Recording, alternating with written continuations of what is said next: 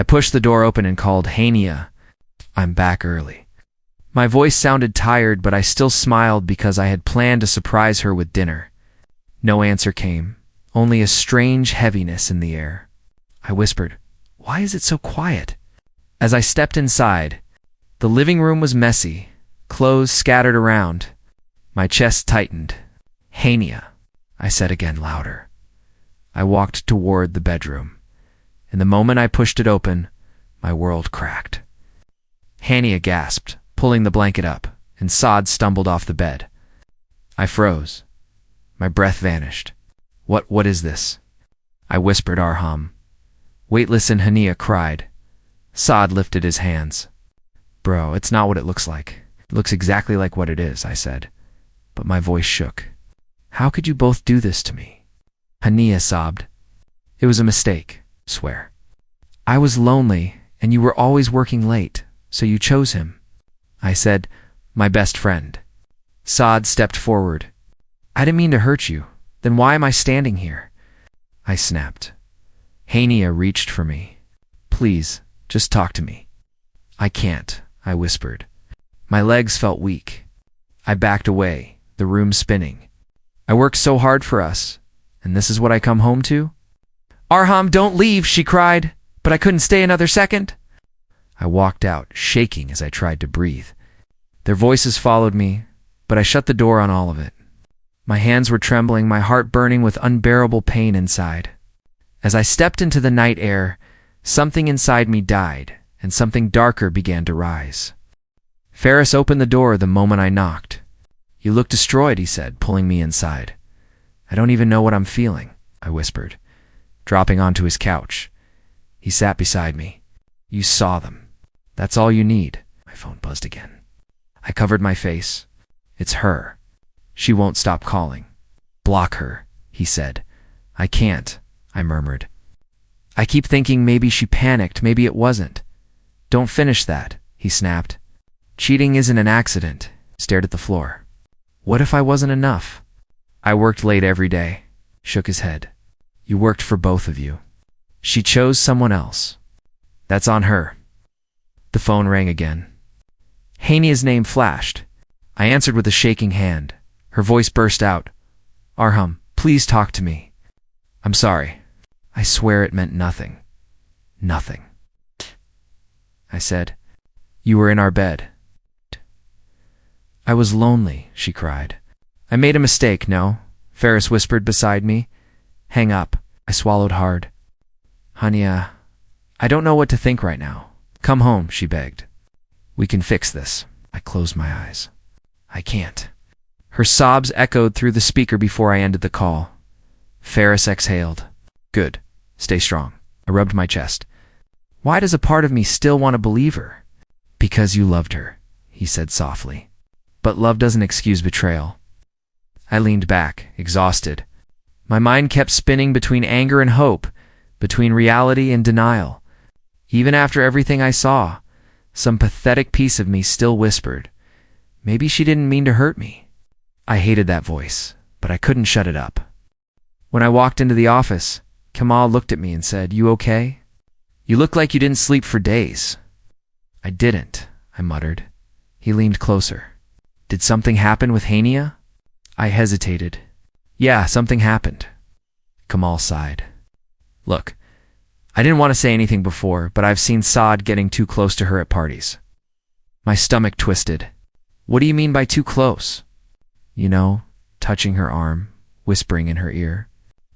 "I thought you knew." "I didn't," I said quietly. "I guess I was blind." Saad walked in then, saw me, and immediately turned away.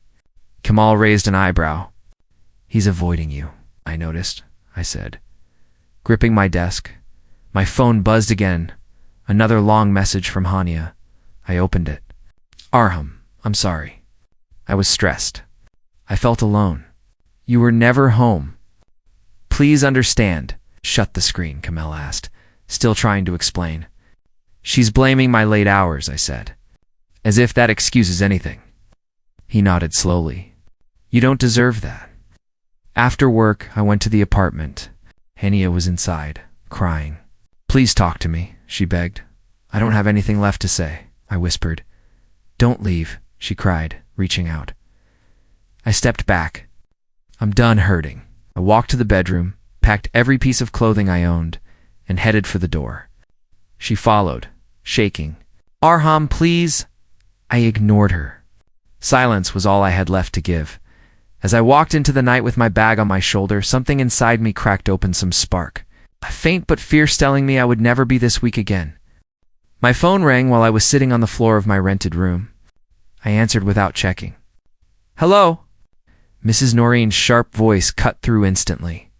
Arham, stop this nonsense and take Hania back. I closed my eyes. I'm not doing that. You must, she snapped. Divorce will destroy her reputation. Be a man and fix this. Fix what she broke, I said. She made a mistake, she argued. A man forgives. I felt something inside me snap. Respect isn't automatic. And I'm done pretending nothing happened. She scoffed. She cried all night. Do you even care? I cared until she gave our marriage to someone else, I said. And I ended the call before she could spit more poison. Minutes later, someone knocked. I opened the door to find Hania, eyes red, breath shaking. Arham, she whispered, please don't shut me out. What do you want from me? I asked. I want us, she cried. I want our home back. I studied her face. You're scared, I said quietly. Of losing you, she whispered. No, I said. You're scared of losing comfort? Not me.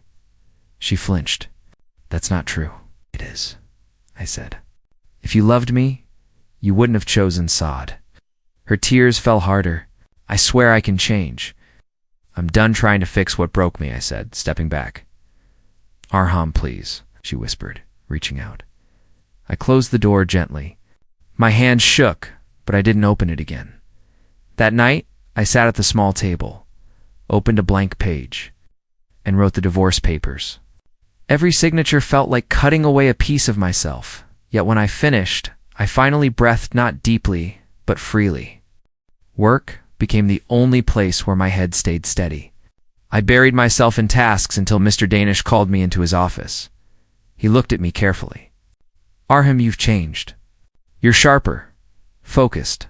I shrugged. I'm just trying to stay busy, he leaned forward. I'm starting a new company. Innovative, higher risk, higher reward. I want you on the core team. I blinked. Me, sir? I don't know if I'm ready. My life is a mess. He shook his head. Pain makes sharp minds. You're seeing things clearly now. His words hit deep. You really think I can do this? I wouldn't offer if I didn't, he said. I nodded slowly. Then yes. I'll take it. When I told Ferris later, he grinned. This is your restart, man. Don't waste it. I'm scared, I admitted. You've already survived the hardest part, he said. Everything else is growth. I used every sleepless night to work harder. Every memory of betrayal pushed me further. Every wave of anger turned into fuel. I wasn't healing yet, but I was moving. Ferris insisted I see a therapist. So I walked into Dr. Rehan's office one evening. He smiled gently. What brings you here? I'm tired of blaming myself, I said. He nodded. Then let's unlearn that. He talked about guilt, wounds, and rebuilding. For the first time in months, I felt a door open inside me. When I left his clinic, Ferris called. How was it? I think a future is possible, I said. He laughed softly. Good, because you're not meant to stay broken. And for the first time, I believed it. I walked into the new company on my first day, staring at the huge glass walls and thinking, how am I supposed to fit here? Zara, from HR, waved me over with a soft smile.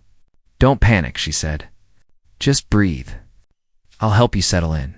I nodded, trying to hide the tremor in my voice. I'm fine, I muttered. No, you're surviving, she replied. That's already impressive. Her words hit deeper than she knew. She walked me around the office, explaining rules and routines. If anything feels overwhelming, come to me, she said. I mean it, I whispered. Thanks, I'll try. Work came fast, meetings, deadlines, new tools I barely understood. When a problem hit our team, someone groaned. We're stuck. I surprised myself by stepping forward. Let me try, I said. After a few tense minutes, I found the issue. Got it, I announced. The room burst with relief. You saved us, a coworker said. Another added, calm under pressure. I like that. I felt something shift inside me, small but real. Zara checked on me later. Good day? She asked.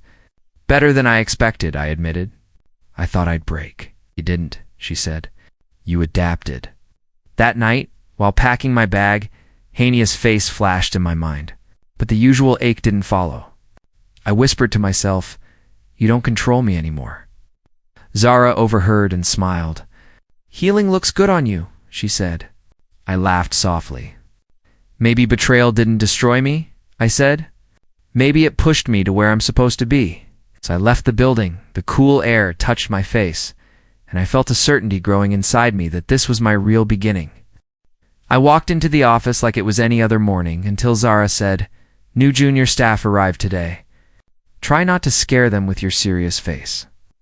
I rolled my eyes and laughed. I'm not that scary, she pointed toward the small coffee station. Go say hi if you want. I didn't want to yet. I walked anyway. But the moment I turned the corner, I froze. A familiar voice whispered, Order 4, oh God. Hania. She stood there in the service apron, holding a paper cup. Her eyes widened. You hear? My heartbeat didn't race. It just paused, like it needed a second to understand reality. Yeah, I said quietly. I work here. She swallowed. I didn't know. I didn't expect. I cut her off. I don't need an explanation. Behind me, Zara stepped closer and whispered, You okay? I'm fine, I told her. Completely fine. Hania tried again. Please, can we talk?